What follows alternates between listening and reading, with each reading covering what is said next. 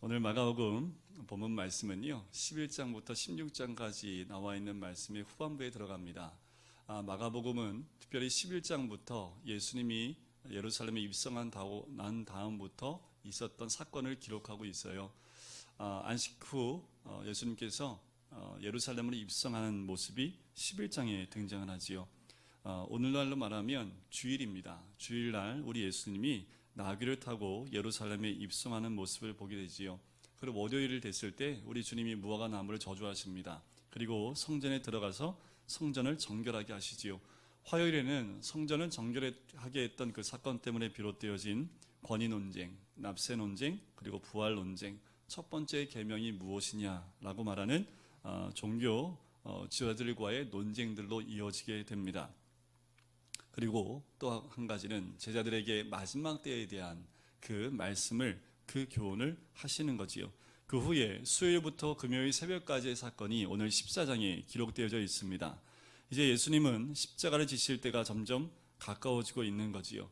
가까워지면서 오늘 본문 말씀에 나와 있는 것을 보면 예수님의 십자가로 갑작스럽게 집중되어져 가는 모습을 봐요.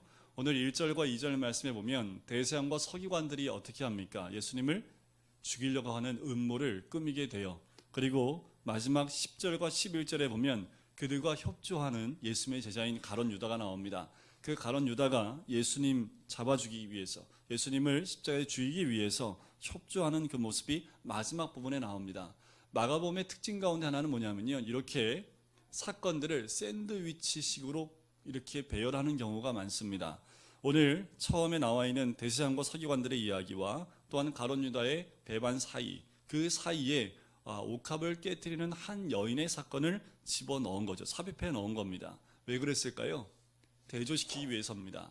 이 세 가지 사건을 통해서 하나님이 무엇인가 메시지를 전하기 위해 대조시키는 모습이 등장을 하는 거지요.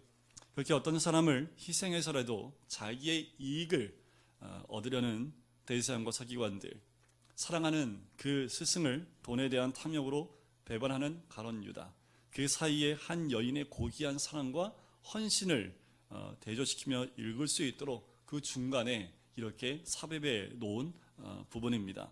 마가복음의 이런 구조는요 곳곳에 등장을 해요. 특별한 목적을 가지고 사건들을 배열해 놓은 그 모습을 보게 되는 거지요.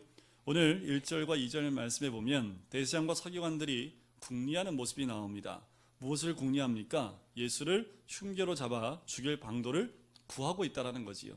2절에 보니까 그렇게 구하면서 하지 말자라고 얘기합니다. 언제 하지 말자고요? 명절에는 말자고 합니다. 왜요? 밀란이 날까 한다라는 거지요. 이들이 예수님을 어떻게든 십자가에 죽이기 위해서 공모를 하고 있는데 명절에는 하지 말자라고 한 이유가 뭘까요? 뭐 때문에 하지 말자고 했을까요? 그것은 자신들의 안전을 위해서입니다. 왜냐하면 너무나 많은 사람들이 예수님을 부주로 알고 있고 때로는 선지자로 알고 있고 메시아로 알고 있기 때문에 잘못하면 어떻게 돼요? 이들에게 공격을 당할 수 있기 때문에 이 대제사장과 서기관들이 이때는 하지 말고 6월절이 끝나고 난 다음에 그때 예수님을 이 공모에서 잡자라고 이야기를 한 거지요. 이때 당시에 6월절에 모인 유대인들만 해도 250만에서 300만 명이 모였습니다. 어마어마하게 많은 숫자가 모였기 때문에 이때 잘못하면 이들이 피해를 입을 수 있기 때문에 명절에는 하지 말자라고 이야기를 한 거지요. 또 건너뛰어서 10절부터 11절 말씀에 보면 가룟 유다가 예수님을 넘겨주려고 대제사장에게 가는 장면이 나옵니다. 대제사장들은 어떻게 예수님을 잡을 수 있을까 그렇게 생각하고 있는데 그 제자의 한 명이 와서 예수님을 넘기겠다라고 얘기하는 거지요. 그래서 이들이 돈을 주기로 약속을 합니다. 그리고 유다는 예수님을 어떻게 넘겨줄 수 있을까 그리고 고민하는 장면이 등장을 하지요. 자, 여기서 우리가 한 가지 볼 게 있어요. 뭐냐 하면 세 가지 사건이 나와요. 좀 있으면 제가 옥합을 깨뜨린 여인의 사건을 얘기할 텐데 세 가지 사건의 공통점이 있습니다. 공통점이 뭐냐 하면 예수님의 죽음을 저마다 준비하고 있다는 거예요. 대제사장과 서기관들은 자기 나름대로 자기의 유익 때문에, 이익 때문에 예수님을 죽여야 된다고 생각하는, 예수님의 죽음을 준비하고 있고, 옥합을 깨트리는 그 여인은 자기가 할 수 있는 최선을 다해서 예수님의 장례를 준비했고요. 가룟 유다는요, 예수님을 배반하는 걸 통해서 예수님의 죽음을 준비하고 있는 모습을 봅니다. 저마다 한 가지 목적으로 달려가고 있어요. 예수님을 죽이려고 하는 한 가지 목적으로 달려가고 있다는 겁니다. 서로의 목적과 의도가 달라요. 그런데 하나님의 뜻을 이루는 것에는 정확하게 하나로 모이고 있는 것을 보게 되지요. 성도 여러분, 우리에게도 삶의 목적과 방향이 있습니다. 오늘 한 주간 동안 어떻게 사셨나요? 어떤 목적과 방향을 가지고 살았습니까? 그런데 그거 아세요? 여러분들이 아무리 사방팔방 뛰어도요, 다 하나님 뜻 안에 있습니다. 우리의 목적과 방향은 하나님의 뜻을 이루는 것으로 나가게 됩니다. 그런데 우리는 대제사장과 서기관처럼 쓰임 받으시겠습니까? 아니면 가룟 유다처럼 쓰임을 받으시겠습니까? 아니면 이 옥합을 깨뜨린 이 여인처럼 주님의 구속사에 함께 등장하는 그 선택으로 쓰임을 받으시겠습니까? 우리는 저마다 하나님의 구속사 가운데 쓰임을 받아요. 이 대제사장과 서기관, 가룟 유다처럼 주님의 구속사 가운데 부정적으로 쓰임받지 않으시기를 주 여러분 간절히 축원드립니다. 이 옥합을 깨뜨린 여인처럼 자기의 정성을 다하여 드린 그것이 주님의 장례를 준비했던 것처럼 주님의 그 구속사를 함께 동참하시는 우리 모든 성도님 되시기를 주님의 이름으로 간절히 축원드립니다. 자, 이제 본론 한번 들어가 볼까요? 3절에 보시면 예수께서 베다니 나병 환자 시몬의 집에서 식사하실 때라고 등장을 합니다. 자, 베다니 마을에 나병 환자가 있었습니다. 거기에 시몬이라는 사람이 있습니다. 이 사람은 나병 환자였던 것 같아요. 그 말은 뭡니까? 과거에는 나병 환자였지만 지금은요, 아니라는 거죠. 어떻게 할 수 있습니까? 사람들과 교제하고 사람들과 만난다는 것은 나병 환자였다면 이렇게 만날 수가 없는 거지요. 자, 누구한테 이 고침을 받았을까? 짐작건대 아마도 예수님을 통해서 고침을 받았을 가능성이 높다라는 거지요. 자, 이 시몬이라는 사람이 누굴까? 성경에는 그냥 나병 환자 시몬으로만 나옵니다. 그런데 어떤 학자는 이 시몬을, 여러분들 우리가 알고 있는 나사로 아시죠? 마르다, 마리아, 3남매잖아요. 그죠? 그 3남매의 아버지였을 것이다 라고 추측하는 학자들이 있습니다. 왜냐하면 똑같은 사건이 요한복음 12장에 나와요. 거기 12장에 보면 나사로는 예수님과 함께 식사를 하고 마르다는 뭐 했을까요? 음식을 준비하냐고 분주하게 다니는 그 모습이 등장을 합니다. 마르다 열심히 봉사하는 것만 보아도 분명히 이 시몬과는 무슨 관계가 있다는 것을 추측할 수 있지요. 자, 그런데 마리아가 등장하지 않았잖아요. 그렇죠? 마리아는 어디에 있었을까요? 마리아는 그때에 나드 향유가 있는 그 옥합을 가지고 예수님 앞에 나옵니다. 그리고 예수님 앞에, 그리고 예수님의 머리에 이 향유를 붓는 사람이 이 마리아라는 여인입니다. 오늘 본문에 보면 이 마리아라는 이름이 등장하지 않아요. 한 여인이라고만 이야기를 합니다. 자, 식사 중에 있는 예수님의 머리에 향유를 부어요. 자, 마가복음에는 머리에 붓습니다. 요한복음에는 발에 부어요. 서로가 차이가 있지요. 하지만 다른 것이 아니라 서로의 사건을 보완해주고 있다라고 보시면 돼요. 머리에도 부었고 발에도 부은 것이다 라는 거지요. 그런데 마가복음은 어디에 집중한 거예요? 머리에 이 기름 부은 것을, 향유를 부은 것을 집중하고 있고, 요한복음은요, 발에 부었다는 것에 집중하고 있다는 겁니다. 의미가 좀 달라요. 머리에 부은 이유가 있고 발에 부은 이유가 있죠. 특히 요한복음을 보시면 예수님이 13장에 가서 제자들에게 서로 뭐 하라고 얘기합니까? 발을 씻으라라고 얘기를 하죠. 그와 같이 요한복음은 좀 발에 많이 집중되어져 있는 모습을 볼 수 있습니다. 한 가지 더 나아가서 붓기만 하지 않았습니다. 이 마리아가 어떻게 했나요? 자기의 머리를 풀러서 이 예수님의 발을 닦는 장면이 등장을 하지요. 이 향유를 부는 사건은요, 놀라운 사건이지만 유대인들의 전통 가운데 무슨 의식이 있냐면요, 귀중한 손님이 오면 그 손님에게 감람유를 바르게 돼 있습니다. 왜냐하면 당시에 이곳은 굉장히 무더운 날씨, 지금도 무덥잖아요. 그래서 외부에서 들어오면 땀이 많이 납니다. 그래서 귀중한 손님이 오면 이 감람유를 발라서 땀이 아니라 이 감람유 냄새를 나게끔 감람유를 바르게 하는 것이 이들의 예법 가운데 하나였습니다. 그런데 어떻게 하고 있습니까? 바르는 정도가 아니라 붓지요. 그리고 감람유가 아니라 뭘요? 향유를 붓는 것을 보게 돼요. 그것뿐만 아니라 머리털로 발을 씻는 장면, 당시에 여인들은요 머리털이 굉장히 고귀한 상징이었습니다. 그래서 머리를 길게 기르는 것, 그것이 굉장히 가치 있게 여겨졌던 때입니다. 근데 한 가지 주의해야 될 점은 그 여인네들이 머리를 풀르고 다니는 것은 굉장히 수치스러운 모습으로 이때는 여겼습니다. 지금 마리아가 어떻게 했어요? 예수님의 발을 씻기려면 머리를 어떻게 해야 돼요? 풀러야겠지요. 그 자체만으로도 여인에게는 굉장히 수치스러운 것인데 그 머리털로 예수님의 발을 닦고 있다는 거지요. 근데 생각해 보세요. 예를 한번 들어볼까요? 기름 한번 생각해봐도 기름에 이렇게 손에 기름이 묻었어요. 그럼 머리에다 이렇게 닦으면 잘 닦이나요? 안 닦이죠, 그죠? 머리털로 이 향유를 닦는다고 잘 닦이겠습니까? 잘 안 닦이겠지요. 아무리 머리숱이 많아도 자기 머리를 아무리 닦아도 향유를 깨끗하게 닦을 수는 없습니다. 그러면 이게 무슨 의미일까라는 거지요. 상징성이 있다라는 겁니다. 이것은 이 마리아의 인격적인 사랑과 헌신이 없으면 할 수 없는 행동이었다라는 거지요. 돈으로, 물질로 할 수 없는 일이라는 겁니다. 여러분들 이렇게 인격적인 사랑과 헌신이 없으면 이렇게 자신을 온전히 헌신하는 모습으로 나올 수 없었던 거지요.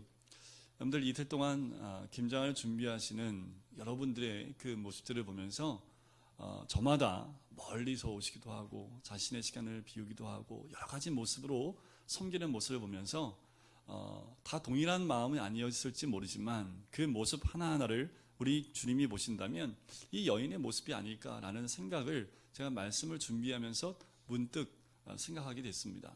안타까운 건 여기 나온 주인공이 여인이기 때문에 김장에도 여인밖에 없었습니다. 그래서 이 예화를 할 수 있는 이게 됐지요. 여러분들 김장을 하든 교회에서 어떤 일을 할 때 그렇게 마음을 다해서 이것이 누구를 위해서 하는 것이 아니라 주의 몸된 교회를 위해서 헌신하는 그 모습이 어떻게 보면 주를 사랑하는 마음과 헌신하는 마음 가운데서 나온 것이 아닐까라는 생각을 해보게 됩니다. 마리아의 이런 행동은요 한 남자인 이성에게 한 행동이 아닙니다.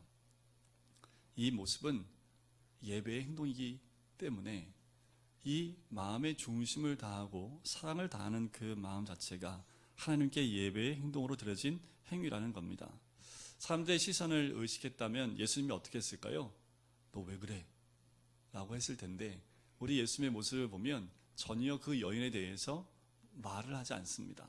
그리고 만류하지도 않습니다. 그의 하도록 그대로 내어두는 그 예수님의 모습을 보죠. 바로 그녀의 행동을 그대로 받아주시는 예수님의 모습을 봅니다. 바로 마리아의 행동은 향기로운 예배였기 때문에 그래요.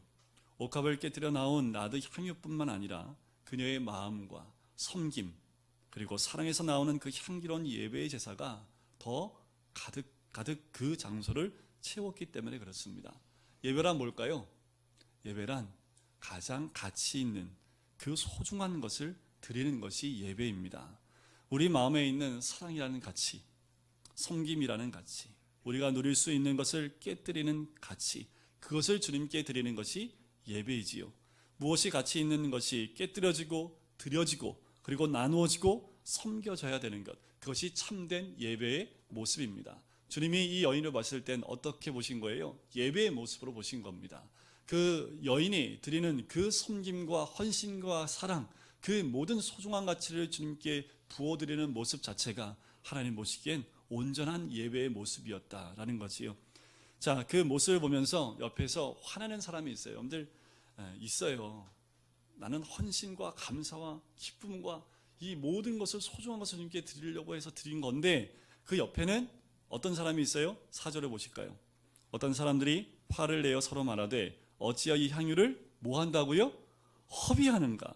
5절 같이 한번 읽어볼까요? 이 향유를 300데나리온 이상에 팔아 가난한 자들에게 줄 수 있었겠도다 하며 그 여자를 책망하는지라. 옆에서 수군거리기 시작을 하고요. 제자들이 갑자기 수군거리다 소리가 커지기 시작을 합니다. 뭐 하는 거야 이거? 왜 이 값비싼 300데나리온이 되는 지금 돈으로 말하면 약 3, 4천만 원 정도의 값어치입니다. 이 데나리온이 한 사람의 장정이 일할 수 있는 하루의 품값입니다. 그러니까 1년치 연봉이지요. 여러분들 연봉 딱 하니까 내가 받는 연봉 이렇게 떠오르실지 모르겠지만 요새 그냥 평균적으로 받는 연봉이라면 회사 들어갔을 때 보통 3,500에서 4천만 원 받잖아요. 그죠? 뭐 못 받아서 3천만 원 받습니다. 그러니까 3, 4천만 원 되어지는 값어치를 지금 어떻게 한 거예요? 이들이 보기엔 낭비한 겁니다. 그 중 가운데 가장 흥분한 한 사람이 등장합니다. 그 흥분한 사람이 누굴까요? 요한복음에 보면 가룟 유다입니다. 오늘 10절과 11절에 나오는 그 가룟 유다지요. 유다는 마리아의 행동을 어떻게 본 거예요? 순전히 낭비다. 왜 이것을 다 낭비해 버리냐라고 비판을 하는 거지요. 향유를 팔아서 가난한 사람들에게 주는 것이 더 효율적인 거 아니냐라고 생각을 한 겁니다. 이것은 유다의 진심이 아니었지요. 어떻게 알 수 있습니까? 사실 유다의 비판 뒤에는 뭐가 있었다는 것을 알 수 있어요? 탐욕이 숨어 있었던 것을 알 수 있습니다. 순수한 사람은 비판하지 않습니다.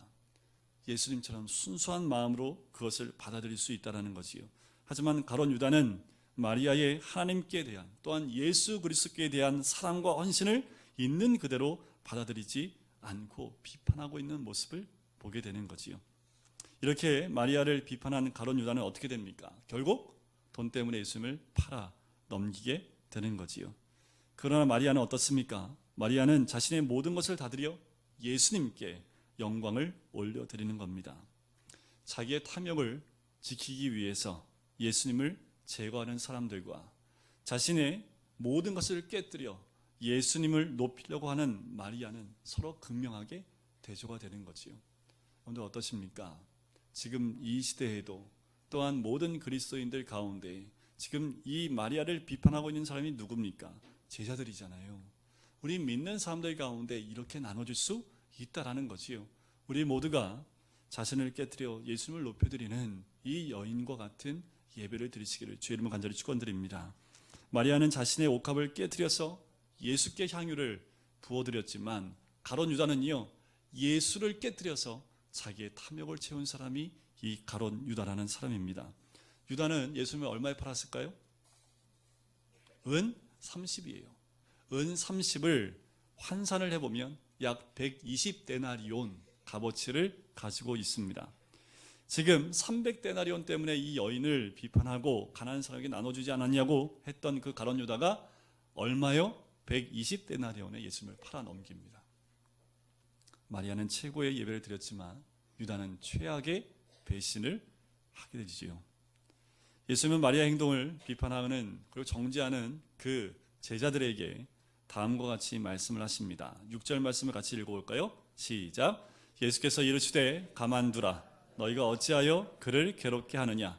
그가 내게 좋은 일을 하였느니라. 그러면서 가난한 자는 너희에게 항상 있지만 나는 너희와 항상 함께 있지 않다라고 말씀하지요. 지금 마리아가 하는 것을 예수님이 무슨 일이라고 얘기해요? 좋은 일을 했다라고 하지요. 원어에 보면 참 아름다운 일을 했다라는 뜻으로 다시 말씀을 드릴 수 있습니다. 예수님이 이것을 좋은 일로 얘기한 이유가 세 가지가 있습니다. 첫째로 이 일이 좋은 일이라고 말한 것은요, 지금 예수님께 꼭 해야 될 일입니다. 지금 이 일은 꼭 합당한 일이고 예수님의 하나님의 계획 가운데 이 일이 반드시 있어야 할 일이었기 때문에 주님 모시기에 좋은 일이다 라고 말씀을 한 거지요. 우리 주님이 가난한 자를 돕지 말라고 한 거 아니지요. 예수님은 항상 할 수 있는 일과 지금 아니면 할 수 없는 일들이 있다라고 말씀하는 겁니다. 가난한 사람은 돌봐야 됩니다. 하지만 언제나 할 수 있는 일과 지금 아니면 할 수 없는 일이 있다라고 말씀을 드리는 거지요.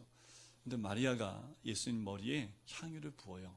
자, 이 모습이 어떤 것을 의미하냐면, 여러분들 예수님이 세 가지의 직분을 가지고 있는 거 아시지요?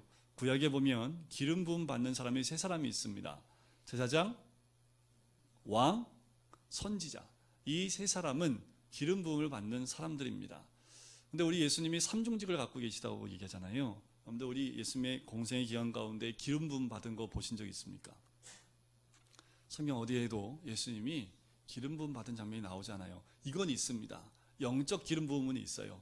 세례 요한에 의해서 세례를 받으실 때 성령이 비둘기같이 임하심을 통해서 성령의 기름 부음이 있는 것은 우리가 알고 있습니다. 하지만 오늘 이 마리아가 한 여인이 예수님 머리에 기름을 붓는 것은 고난당하시는 메시아의 모습으로 오신 그 머리에 기름을 부음을 통해서 예수님을 기름 부음 받은 자로 세우는 모습으로 볼 수 있다라는 거지요. 바로 이 마리아는 그 일을 감당해 낸 겁니다. 두 번째, 마리아가 좋은 일이라고 한 이유가 8절에 나옵니다. 우리 8절 같이 한번 읽어볼까요? 시작. 그는 힘을 다하여 내 몸에 향유를 부어 내 장례를 미리 준비하였느니라. 자, 이게 왜 좋은 일인가요? 예수님이 이 마리아가 한 행동을 뭐로 얘기한 거예요? 장례를 준비했다라는 것이요. 마리아는 단지 사랑하는 마음으로 무엇인가 예수께 최고의 예배를 드리려고 하는 마음으로 이것을 준비했고 행했다라는 겁니다. 여러분들 이곳에 나올 때 여러분들 우리 마음 가운데 이 마리아처럼 주님께 최고의 예배를 드리겠다는 마음으로 주님께 나오는 발걸음, 그것을 의미하는 거지요. 예수님이 자신의 고난과 죽음에 대해 미리 말씀을 하셨지만 지금 그것이 바로 다음 날 이루어질 일이라고 이 마리아는 생각을 못했을 겁니다. 단지 주님이 고난을 받으시러 가시는 그 길 가운데 내가 주를 위해서 할 수 있는 것이 무엇이 있을까라고 생각을 하고 자기가 가지고 있는 최고의 것을 주님께 드려야겠다라는 예배의 마음으로 나왔다라는 거지요. 그런데 우리 예수님은 그 마리아의 모습을 뭐라고 해석하세요? 장례를 준비했다라고 해석을 하고 계시는 것을 보게 됩니다. 예수께 드릴 수 있는 최선의 사랑이 무엇일까? 이 여인은 생각을 했고 자신이 고귀하게 여겼던 가운데 그 나도 옥합을 깨뜨려 주님께 드리기로 한 것, 그것이 자기가 드릴 수 있는 최고의 예배라고 이 여인은 생각을 한 거지요. 최고의 사랑이었습니다. 이 최고의 사랑을 예수님은 장례를 준비했다라고 얘기하는 거지요. 여러분, 우리 모두가 예수님의 장례를 준비하시는 그런 예배를 드리시기를 주님 간절히 축원드립니다. 여러분들 매 순간마다 우리는 주님 앞에 주님께 대한 사랑을 고백할 때 내가 드릴 수 있는 가장 최상의 것, 최상의 시간, 최상의 것들을 주님께 드릴 때 주님이 그것을 뭐로 받으신다고요? 예수님의 십자가를 예비하는 것으로 우리 주님께서 받아주신다라는 겁니다. 여러분들 우리가 하는 모든 일들이 그렇게 주님의 장례를 준비하고 예비하는 귀한 모습이 되시기를 주의 이름으로 간절히 축원드립니다. 세 번째는요, 이 마리아의 행동이요, 아무나 할 수 없는 행동이 아니라는 거지요. 이런 행동은 자신이 할 수 있는 일이기 때문에 주님 보시기에 좋았다라고 얘기하는 거예요. 바로 이 말씀에 보면 이 여인은 자기가 할 수 있는 일을 했다라는 표현이 있습니다. 자, 이것이 이제 세 번역기가 그렇게 나오는데요. 우리가 있는 개역 개정에 보면 뭐가 나오냐 하면 8절에 보면 그 앞부분에 이렇게 나오지요. 그는 힘을 다하여 라는 말 표현이 나오지요. 그것을 새 번역에는 이 여인은 자기가 할 수 있는 일을 했다라는 표현으로 번역을 하고 있습니다. 그러니까 이 여인은요, 자기가 할 수 있는 일을 해낸 겁니다. 우리 주님이 우리가 할 수 없는 일을 맡기지 않는다라는 거예요. 우리 주님은 우리가 할 수 있는 일을 우리에게 허락하신다는 겁니다. 예를 들면 우리 주님 우리에게 너희는 온 인류를 사랑하라 하실 수 있어요, 없어요? 할 수 있죠. 못 하시겠어요? 근데 옆에 있는 사람 발을 씻겨줘라. 이게 더 어렵다니까요. 온 인류를 가슴에 품고 사랑하라고 하면 기도하면서 하나님 온 인류를 가슴에 품고 이 인류를 사랑하겠습니다 라고 할 수 있지만 실제로 내 옆에 있는 사람의 발을 씻겨줘라. 매일 너희가 만나는 그 사람의 발을 씻겨줘라. 어쩌면 이것이 더 어려운 일 아니겠습니까? 사랑은 자신이 할 수 있는 최선의 것을 다하는 것. 예수님은 그 마리아의 행동에 한 가지 더 명령을 내려주십니다. 그것이 9절 말씀이지요. 같이 한번 읽어볼까요? 내가 진실로 너희에게 이르노니 온 천하에 어디서든지 복음이 전파되는 곳에는 이 여자가 행한 일도 말하여 그를 기억하리라 하시니라. 이 여인의 일을 기억하라고 하는데 기념비를 세우지 않습니다. 그를 기억하라. 이 여인이 행한 이 아름다운 동기, 아름다운 향기를 기념하라는 거지요. 최고의 사랑을 드리는 예배의 향기가 우리의 삶을 통해서 흘러나오도록 기억하고 기념하라는 겁니다. 이 여인의 이 모습이 그냥 이때 한 번으로 끝나는 것이 아니라 이 여인이 드렸던 이 예배의 최고의 모습을 너희들 삶 가운데에도 그대로 이어받아 흘러넘치게 하라는 거지요. 이 여인의 이 향기는 언제요? 2000년 전에 끝나버린 향기가 아니라 2000년이 지나오도록 지금도 우리를 통해서 이어져야 될 아름다운 향기다라고 그것을 기념하고 기억해야 된다라고 말씀을 하는 겁니다. 근데 가룟 유다한테는 무슨 냄새가 났을까요? 악취가 났겠지요.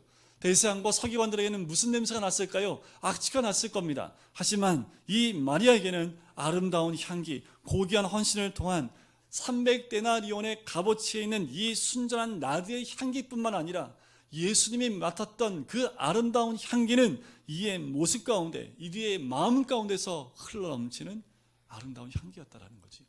지금도 우리 주님은 우리의 마음에서부터 흘러나오는 그 향기를 흡양하기를 원하십니다. 주님 말씀하시지요. 복음이 전파되는 곳에는 이 여자가 행한 일도 말하여 그를 기억하리라 하시니라. 복음이야말로 이 깨어짐을 통해 전해지기 때문에 그렇습니다. 이 여인의 깨어진 옥합을 통해서 복음이 전파되어지듯 우리 주님은 독생자이신 예수님의 그 몸을 깨뜨림으로 이 땅 가운데 복음을 선포하셨지요. 예수님의 그 깨어짐을 통해서 하나님의 사랑이, 그 존귀한 사랑과 고귀한 사랑이 우리 모든 사람 한 사람 한 사람에게 향기로 우리의 모든 몸을 덮을 만한 예수의 보혈이 우리들 삶 가운데 임하게 된 거지요. 우리 주님이 말씀하시는 것은 이것이 진정한 낭비라는 겁니다. 우리 하나님께서 우리를 위해서 아들의 그 몸을 깨뜨리신 그 고귀한 낭비가 우리의 모두를 구원하고 복음으로 우리에게 임했던 것처럼 우리 주를 위한 우리도 우리의 마음을 다하여 드리는 고귀한 낭비가 우리 삶 가운데 임하시기를 주의 이름으로 간절히 축원드립니다. 우리의 깨뜨림을 통해서 우리를 통해서 주님이 또 흡양 받으시고 우리를 통하여 복음이 이 땅 가운데 나눠지는 것, 여러분들 지금 이 시대에도 주를 위해서 그 옥합을 깨뜨리는 너무나 많은 사람들이 있습니다. 선교지에 가서 누구도 이해할 수 없는 왜 네가 선교지에 가서 순교를 해야 하느냐 라고 말할 많은 선교사님들이 자기의 목숨을, 자기의 모든 것을 내어놓고 나가시는, 지금도 그런 향기를 뿜어내시는 많은 분들이 있다라는 거지요. 우리는 다 선교사로 나가자는 얘기가 아닙니다. 주님이 원하시는 것은 내가 있는 그 자리에서 나에게 가장 소중한 것을 주님께 드릴 때 주님은 그것을 지금 가장 흠양하는 향기로 받으신다라는 말씀이지요. 오늘 추수감사절 우리가 드리는 그 감사가 주님께 온전한 향기로 올려드리는 복된 감사와 향기가 되시기를 주님의 이름으로 간절히 축원드립니다.